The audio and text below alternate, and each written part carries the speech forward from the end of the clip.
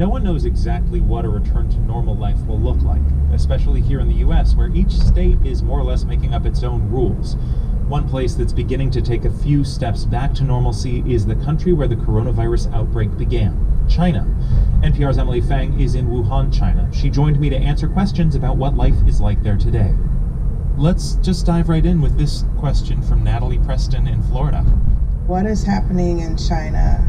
I understand that they are now in a position to where they are doing better and maybe coming out of the social distancing and having to isolate at home. So how are they doing it?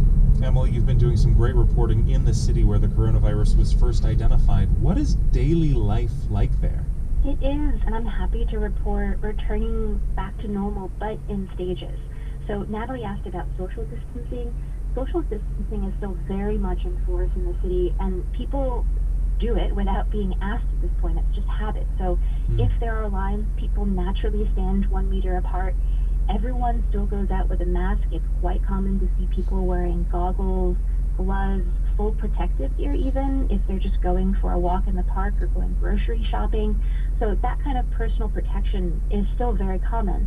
I think what Natalie's referring to are these lockdown measures, these quarantine policies that were put in place across the country. Those have lifted in some part in Wuhan, the city that I am, but that doesn't mean other cities have lifted their measures. In Beijing, where I normally am based, restrictions there are actually tightening because of the concern of imported cases, travelers who are bringing the virus with them back into the country. And all of this loosening is happening even in Wuhan with extensive digital contact tracing. So people are going around with these government-sanctioned apps that show if they've had recent contact with a sick person or an infected area. And if your app turns a certain color, you will not be allowed into a public space like a grocery store. Interesting. I know there's a fear that as social distancing rules let up and the lockdown decreases, that there could be a second spike in cases. Is there any evidence or fear of that in Wuhan where you are? There very much is. Doctors here that I've spoken to, directors at hospitals say they're not letting their guard down and they're preparing for a possible second wave this fall. They have not totally dismantled all of these makeshift field hospitals that they built in the city because they're preparing for a second wave, and there's still extensive testing going on, even though that's not free anymore. People pay out of pocket for that. Let's go to another listener question. I'm Stephen Stolzberg. I live in Portland, Oregon. China is saying that the virus is not spreading anymore. However, it seems unlikely that 1 billion people have developed herd immunity and that there are no carriers traveling around the country. What do you think? Emily, how trustworthy is the information coming out of Beijing right now? There are significant reasons to take the statistics coming out of China with a grain of salt. They've covered up previous epidemics. They've shown themselves very willing to make up other kinds of statistics, mostly economic ones. But on the whole, I think the numbers coming out of China about the new coronavirus, although not perfect, illustrate accurately the trend of what's happening, which is that domestic transmissions have fallen dramatically. But there are still people getting sick in China, and the reason for that is people who are traveling back into the country, getting infected from places like Russia and the US and the UK, and bringing that illness home and potentially infecting other people. One of the biggest sources of the virus this week has been Russia. China sealed off its land border in response, and they've actually put a tiny border town next to Russia on lockdown, similar to what they did in Wuhan. So you see, again, they're lifting downs on one city, but placing them on another if they see another flare-up. Another big concern about why the numbers may not be completely accurate are these asymptomatic cases. So people who carry the virus can be infectious, but they exhibit no symptoms. So people don't know who to test. It's really hard to find them.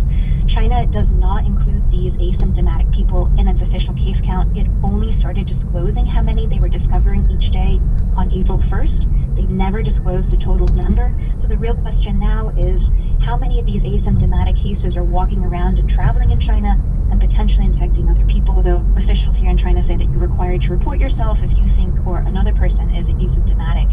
With regards to herd immunity, doctors here in Wuhan say that is absolutely not a thing. One director at a hospital told me that he tested 3,600 healthy hospital staff in early March, and he found that only 2.4% of them had some kind of antibody resistance to COVID-19. These are people who probably had contact with the virus over the last 3 months, and only 2.4% of them had developed some kind of natural resistance.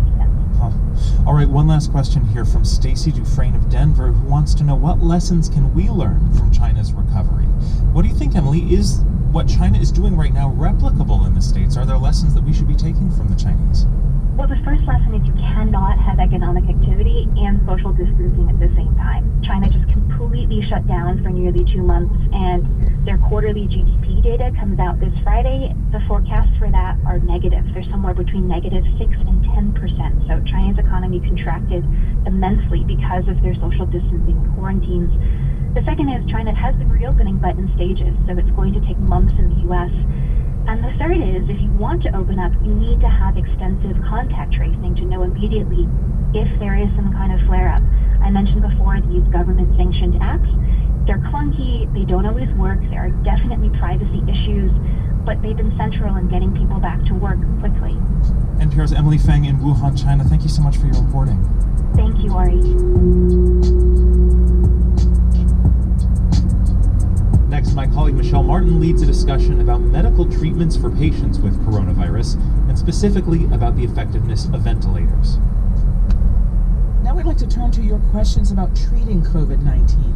Doctors and nurses and therapists on the front lines fighting COVID-19 have learned a lot about how best to help patients.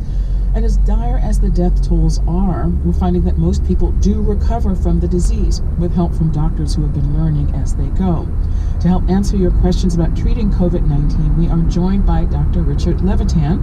He is an emergency physician who teaches airway management to healthcare workers around the world, and he's just back from 10 days treating patients at Bellevue Hospital in New York, which means, searching for a way to say this without being cliche here, Doctor, you've been in the eye of the storm. So thank you for taking time to talk with us. Thank you for having me. It's great to be on your show. I've been a long-time fan. Oh, I'm so glad to hear. Well, what has it been like treating patients with COVID-19 in the ER? What has troubled you, and what have you found that's worked well? So my experience in New York was unlike anything I'd ever seen. It's basically a slow mass casualty event with enormous numbers of patients, but instead of traumatic injuries, almost every patient has the same diagnosis. They have COVID pneumonia with low oxygen. The ER is normally a mix of patients, things like heart attacks, minor trauma, gunshot wounds, strokes, cuts, orthopedic injuries, overdoses, and other things. In New York now, it's almost entirely one disease. About 95% of patients who came through the ER while I was there were there for COVID pneumonia. Well, what have you found that's worked well? Well, when I originally went to New York, I expected that essentially almost every patient who we were treating for COVID pneumonia would require a ventilator.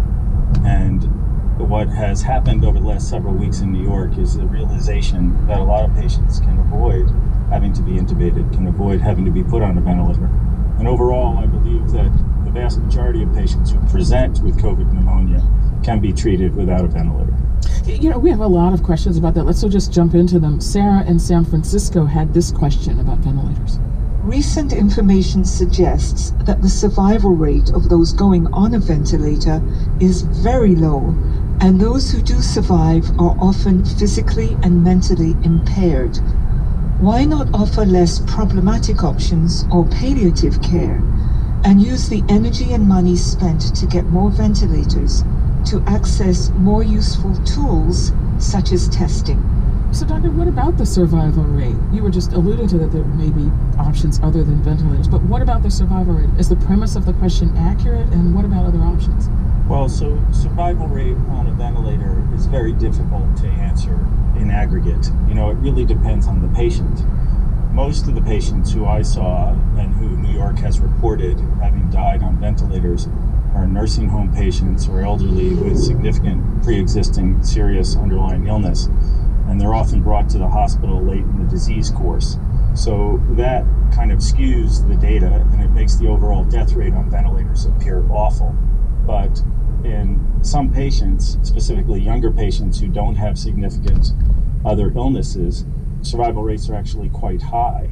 The message has gotten out to the public that ventilators won't save you with COVID pneumonia, but actually very few deaths as a percentage of all COVID deaths have occurred in patients under 50. The case fatality rate from COVID pneumonia is estimated to be less than 1 in 300 if you're under age 50. So it goes up dramatically as you get older, but the notion that a ventilator means you're not going to survive is not necessarily the case. It's obviously much worse in the elderly and those who have underlying lung disease. I wonder if I can play these next two questions back to back because they're similar, but I just want to play them both so you can understand that there is a lot of concern about that. The first question we got is from Paul in Florida, and here it is. There seems to be a lot of pandemonium about getting the ventilators and using them. We even have states that are sending the National Guard out to confiscate some.